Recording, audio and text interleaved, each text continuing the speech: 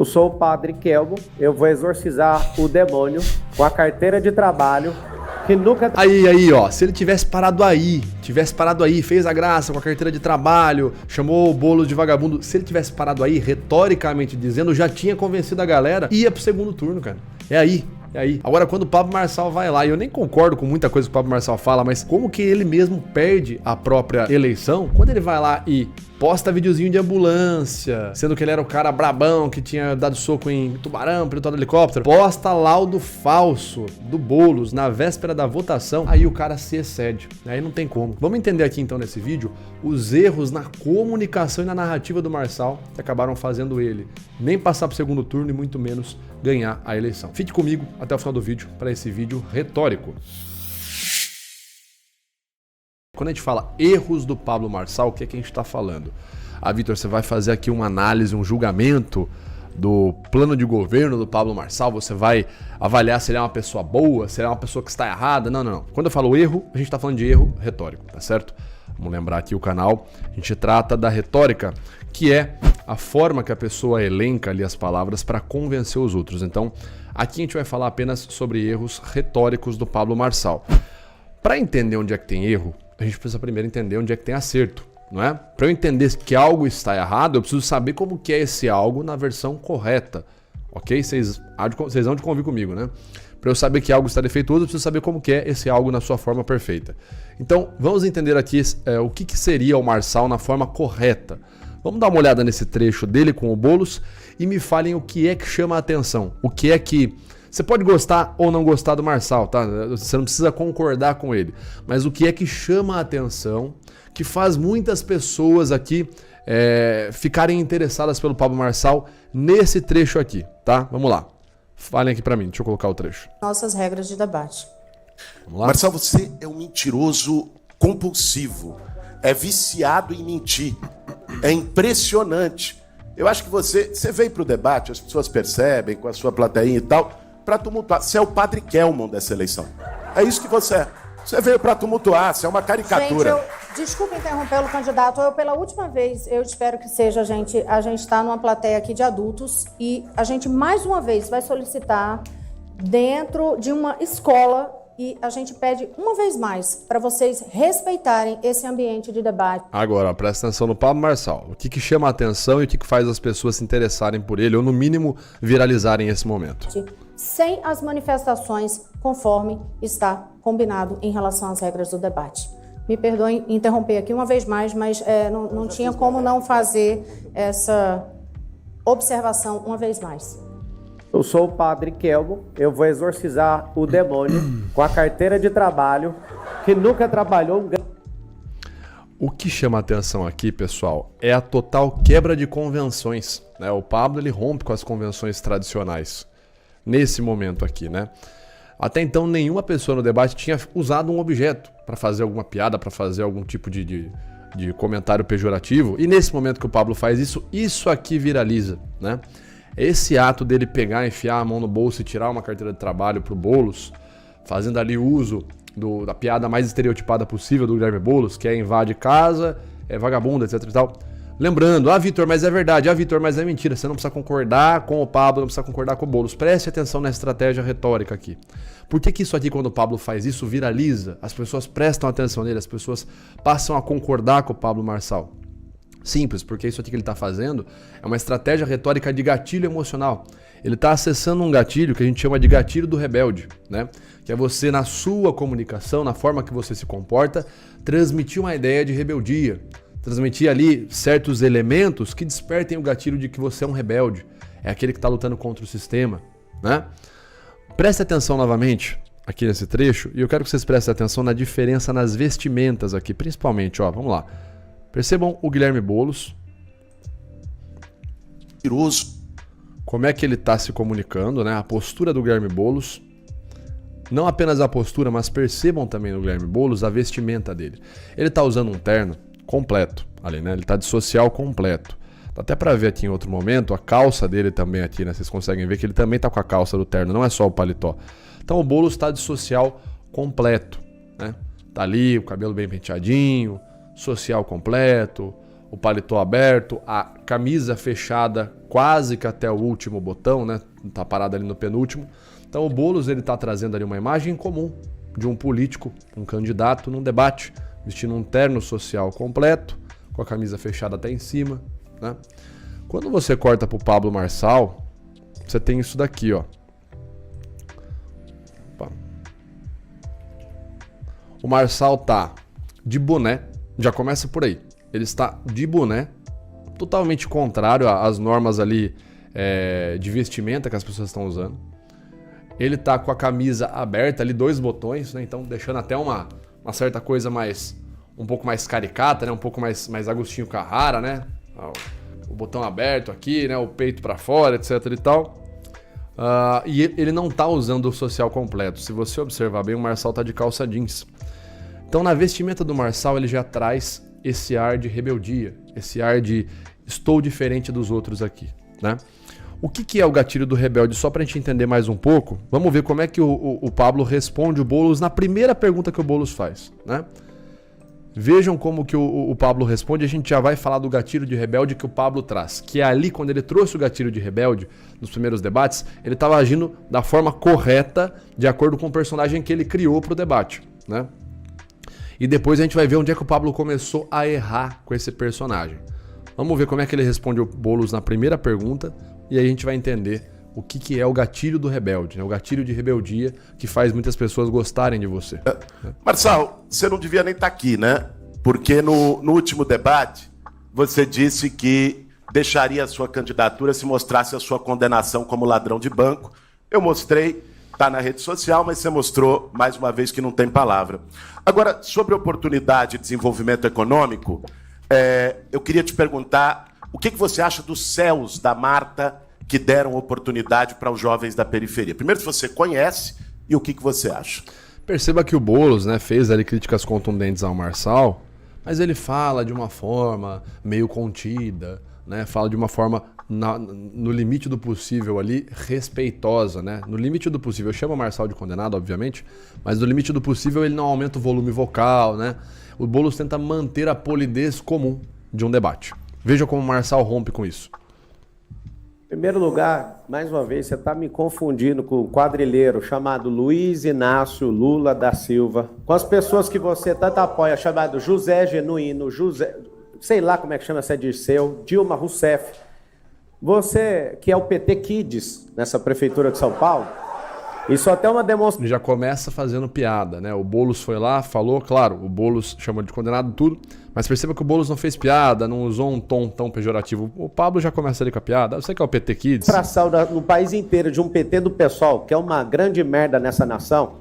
Falou palavrão, né? Um PT do PSOL, que é uma grande merda nessa nação. Então o Pablo ele já começa na linguagem já diferir. Ele já está diferindo na linguagem, está diferindo na vestimenta. Camisa aberta, não está de social completo, está de calça jeans, está com boné. Então, o que é esse gatilho de rebelde que o Pablo traz na comunicação dele, que foi o que ele escolheu para levar na comunicação dele na campanha como prefeito? O gatilho de rebelde é um dos gatilhos emocionais que você pode usar, também é chamado em algumas outras comunicações, alguns outros livros de arquétipo, né? Mas enfim. O gatilho do rebelde é você trazer, pela forma que você fala, pelos argumentos que você coloca, pela forma que você se veste, uma sensação de rebeldia. E isso faz muitas vezes o público se rebelar contra algo junto com você. Então, quais são os elementos mais comuns do gatilho do rebelde? O primeiro deles é você, na sua argumentação, mostrar que você é uma minoria lutando contra um todo, né? O Pablo falou muito isso, eu sou a minoria, tô lutando contra o sistema, tô lutando sozinho, moço. Eu tô sem apoio, moço. Bolsonaro não me apoia, eu tô sem verba, não tô usando fundão, não tenho tempo de televisão, moço, tô sozinho. Então, você trazer esse elemento de sou uma minoria lutando contra um todo opressivo, né, um todo opressor, já começa a despertar o gatilho do rebelde. Que mais? É você mostrar que, de certa forma, você não compactua com o todo. É você se comportar, falar, agir, se vestir de uma forma diferente do todo. Que é o que a gente está vendo aqui. A gente viu o Boulos aqui com o social completo, camisa fechada até em cima, cabelo penteado, e o Pablo com a camisa desabotoada, não tá de social completo, tá de boné. Então é você também trazendo isso na sua comunicação, esse elemento de meu comportamento é contrastante com o todo. O todo é organizado, certinho, bonitinho. Eu vou vir de boné, camisa aberta e tal. Isso também bate no gatilho do rebelde. O que mais? É você também trazer um outro elemento que o Pablo trouxe muito, é você trazer o elemento de que está expondo a verdade oculta, né? Aquela verdade que ninguém sabe, uma verdade que ela tentou ser apagada, as pessoas tentaram contê-la, mas você está trazendo essa verdade. E o Pablo fazia isso toda hora. O sistema não quer que você saiba, né? As pessoas não querem que o Ricardo Nunes não quer que você saiba que ele está envolvido em determinada coisa, em determinado crime. Então o Pablo estava toda hora trazendo esse elemento na narrativa dele de que ele tem uma verdade que precisa ser exposta para que você se rebele junto com ele. Quando ele fez isso, ele ativou o gatilho do rebelde, né? O gatilho emocional do rebelde, que é um dos vários gatilhos que você pode utilizar para criar simpatia no público. E funcionou. O público muitas vezes comenta pro Marçal se ele estava sozinho, recebendo porrada de todo lado, esquerda e direita batendo nele. Aí você vê que o gatilho do rebelde funcionou exatamente da forma que ele é descrito aqui na literatura sobre o tema, né? E o Pablo fez exatamente correto, né? Outra coisa que você pode usar é a vitimização. A gente tem até um outro case aqui para falar sobre isso, né? Mas foi... Cadê? Aqui, ó. Quando o Pablo tomou a pancada, a cadeirada. Ele fica inventando conversa todas as vezes, mas o Brasil quer saber, São Paulo quer saber. Que hora que você vai parar? Você não respondeu a pergunta. A gente quer saber o efeito. Você não é homem nem para fazer isso. Aqui. Você não é homem. Não, Datena. Olha. Vai. Não. Tá, então Você não é homem. até aqui. Olha. Vai. Não. Até essa cena que a gente tem aqui, o Pablo estava utilizando o arquétipo corretamente, segundo o que ele se predispôs a fazer, né? Não estou dizendo que o Vitor está dizendo que o que o Pablo fez é correto, não. Ele desenvolveu ali um arquétipo, né? Um personagem, vamos dizer assim, na comunicação dele. O gatilho, melhor dizendo, né? Um gatilho de comunicação. Esse gatilho de rebelde que ele trouxe, se rebelando contra o sistema, funcionou. E até esse momento funcionou corretamente. Ele conseguiu a atenção das pessoas, conseguiu o apoio de muitas pessoas. A imagem que ficou na cadeirada foi isso.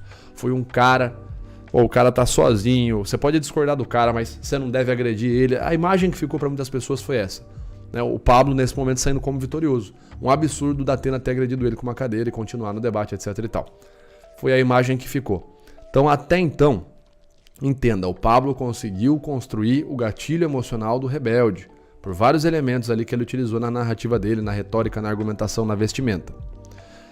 Onde é que a coisa começa a degringolar, né? Onde é que a coisa começou a cair, vamos dizer assim, onde é que começam os erros do Pablo Marçal, de acordo com a retórica, né? Erros retóricos, não um erro de pessoa, erro moral, não é disso que a gente está falando.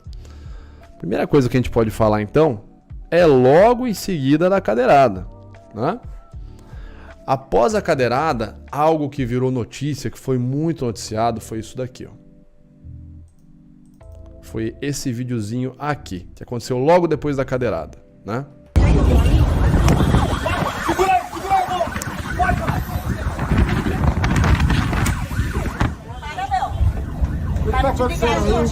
É o trânsito, já tá resolvendo.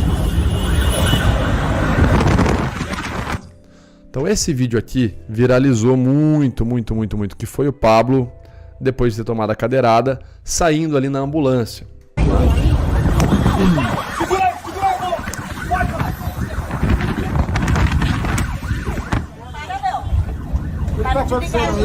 E ele ali, com a boquinha aqui, né? E aonde é que tá o erro disso aqui? Bom, pensa assim, se você tá bancando a imagem do rebelde, né, aquele que está lutando contra o sistema, etc e tal, você não pode, em teoria, ser o cara, entre aspas, sensível. Pessoal, presta atenção, eu estou falando sobre retórica, tá? É sempre bom frisar. Vitor, o cara foi agredido, você queria que ele ficasse como? Eu estou falando de retórica. Postar esse vídeo é uma escolha retórica. A equipe dele escolher postar esse vídeo, ou ele, é uma escolha retórica, é uma escolha retórica ruim, tá certo? Retoricamente, isso aqui destoa do personagem que ele trouxe. Então, quando você traz um personagem rebelde, né? É aquele personagem que está preparado para sofrer tudo, até as últimas consequências, né? Aquele personagem que está preparado para lutar sozinho, para enfrentar todos os males, se preciso for, até as últimas consequências, né? É o caso, por exemplo, de Robin Hood, né? O Robin Hood roubava dos ricos e dava para os pobres. Nem quando ele é preso, nem quando ele é torturado, ele se entrega. É o caso, por exemplo, de Coração Valente, quem já assistiu aquele filme do Mel Gibson, um clássico. Nem sob tortura ele pede ali para que parem com isso, ele desiste da campanha. Não, mesmo torturado ele vai até o fim, porque é o arquétipo do rebelde que está em jogo ali. Né? É você mostrar que a causa é mais importante, que a luta é mais importante até mesmo que o seu próprio corpo, que a sua própria saúde física. Então aqui o Pablo começa a escorregar no too much, né? Começa aqui a vacilar legal aqui. Pera aí, o Léo tá me mandando mensagem aqui. Deixa eu desbloquear seu mic. Fala, Léo. Tem até a credibilidade dele na internet, né? Que tem os cortes, que ele falou que lutou com um tubarão, que ele parou o helicóptero no ar. Então acho que o pessoal esperaria que ele tivesse outra ação, né? Sim, imagina assim, rolou a cadeirada.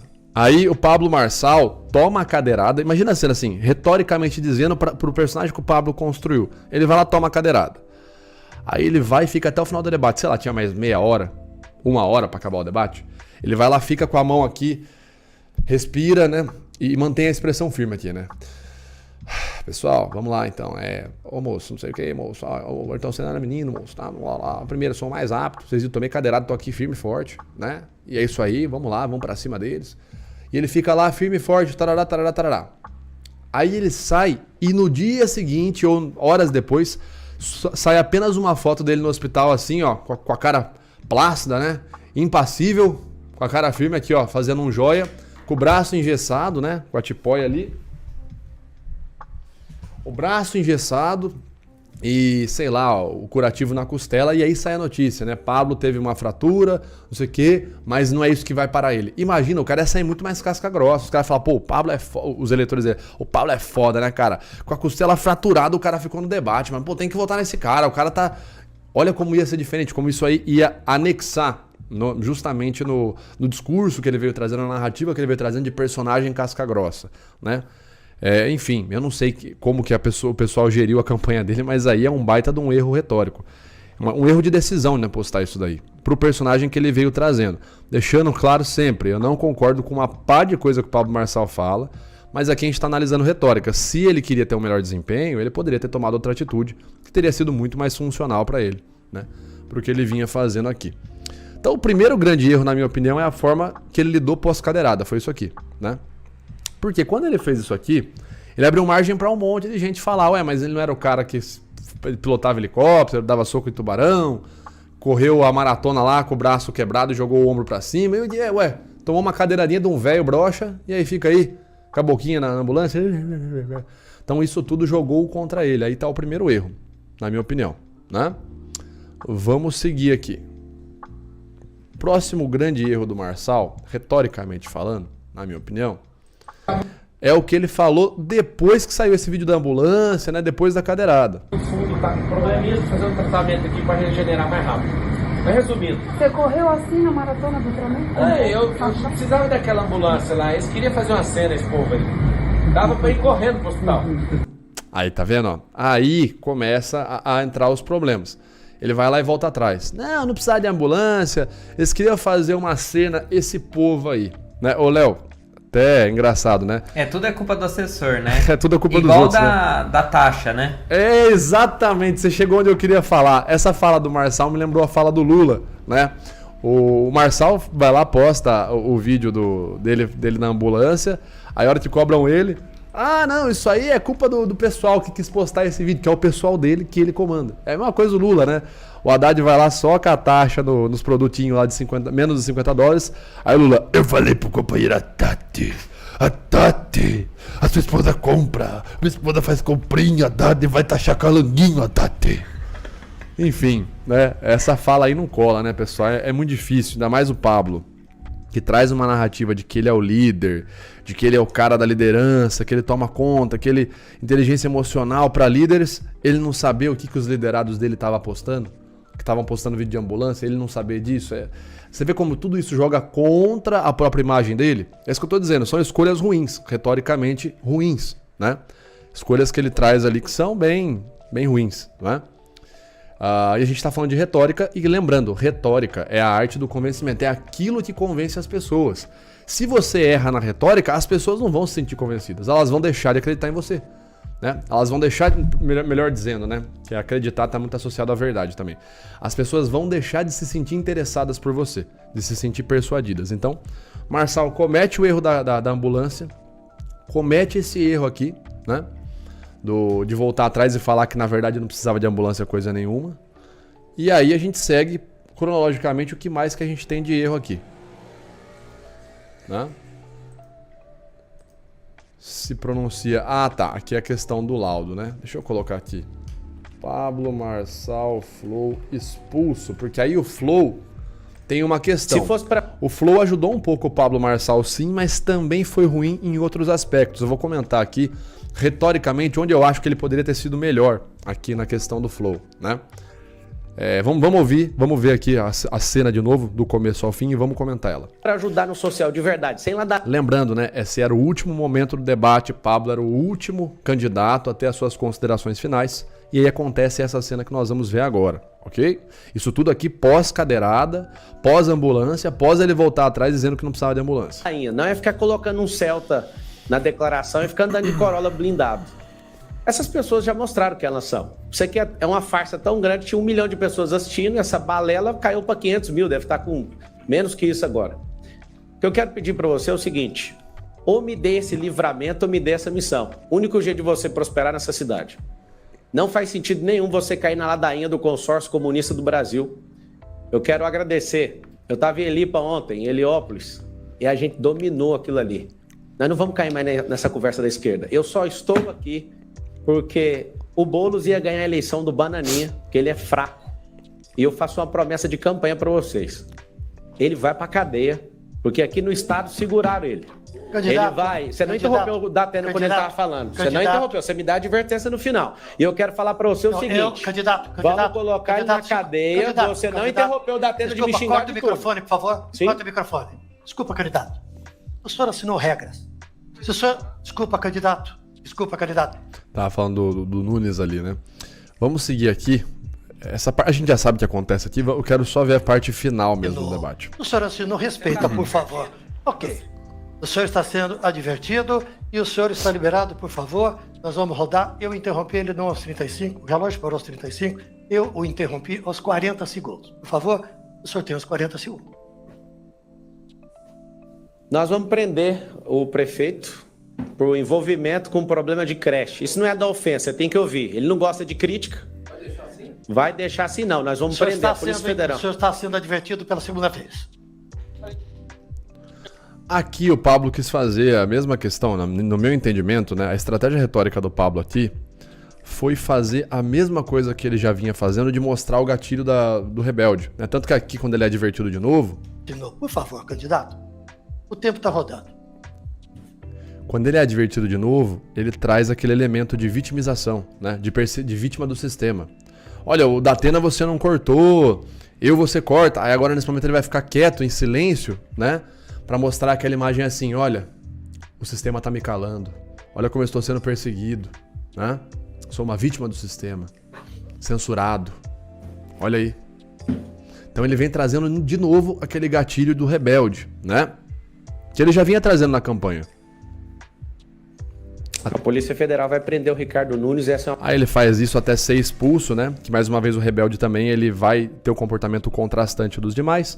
Ali os outros candidatos não se comportaram de forma a ser expulso. O Pablo Marçal, entendo eu que retoricamente teve essa decisão aí de se comportar dessa forma, buscando ser expulso, porque isso ia fazer um barulho, isso ia mostrar a injustiça, né? Isso é o que ele queria passar. Olha como eu fui injustiçado no debate do Flow, né?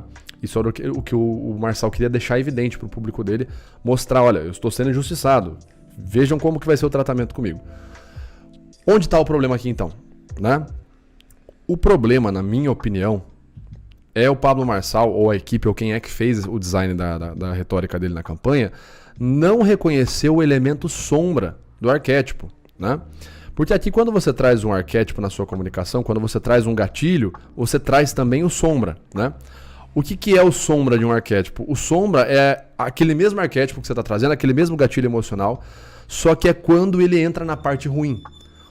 Eu usar um gatilho emocional aqui, por exemplo, o Marçal usar o gatilho de rebelde, estou lutando contra o sistema, estou sozinho, sem nada, eu sou a minoria, né? Eu tô sem tempo de TV, eu tô sem verba do fundão eleitoral, eu tô sem apoio do Bolsonaro, eu tô recebendo porrada da esquerda, recebendo porrada da direita, eu tô recebendo porrada de jornalista. Quando você traz esses elementos, você acaba suscitando o gatilho de rebelde. O rebelde lutando sozinho por uma causa muito nobre contra todo um sistema podre. Quando você traz esse gatilho do rebelde, ele vai convencer muita gente.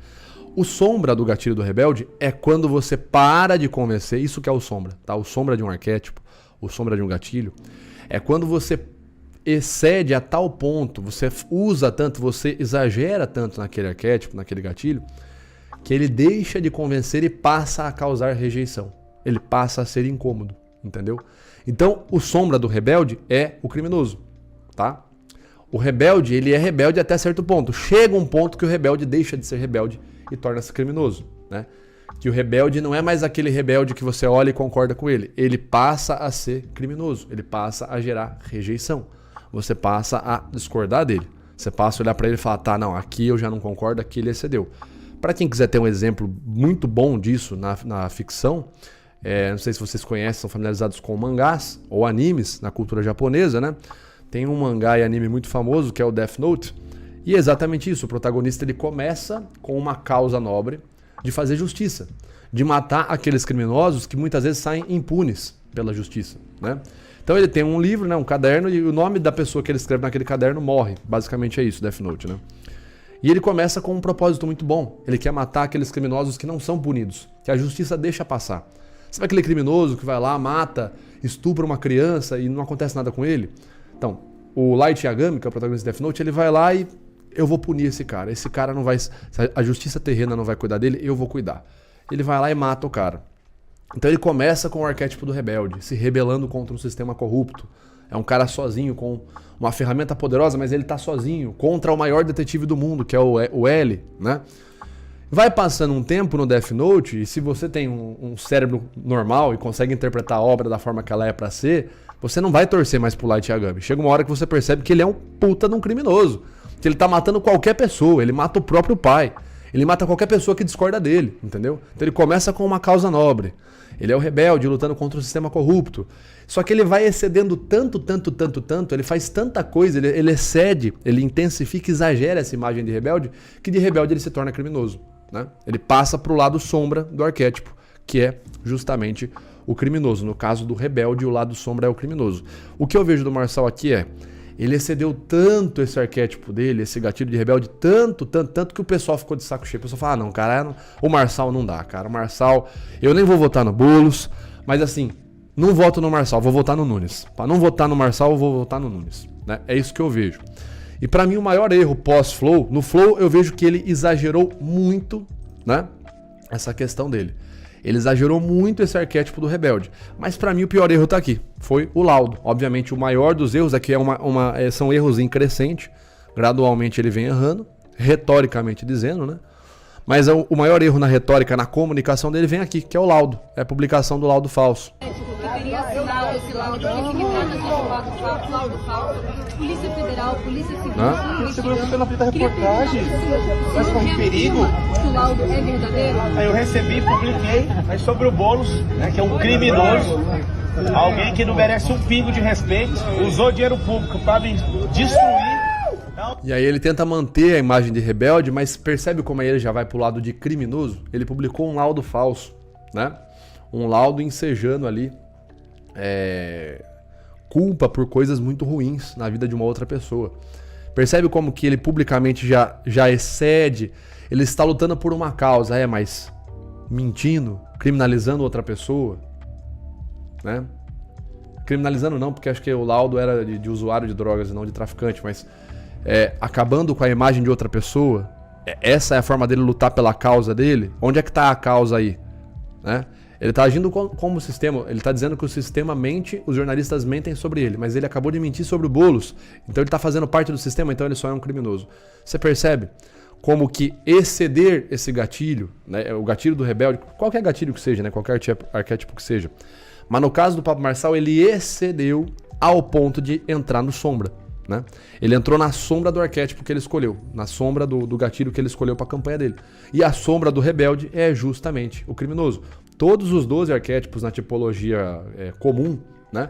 Eles têm um sombra. Qualquer arquétipo que você usar, o herói tem o arquétipo sombrio também dele, né? O mago tem o arquétipo sombrio, né? Enfim. E no caso do rebelde, o arquétipo sombrio é o criminoso. E quando a pessoa excede tanto, como ele publicar aquele laudo, a maioria das pessoas vão olhar e vão falar, tá, já não dá mais pra concordar com o cara. Aí ele excedeu, perdeu a minha aprovação, perdeu aqui o meu interesse por ele, agora é rejeição.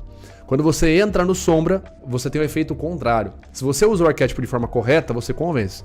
Quando você excede e entra no sombra, você é rejeitado. Se ele tivesse parado aqui, ó, assim, é o que eu sempre falo retoricamente dizendo, né?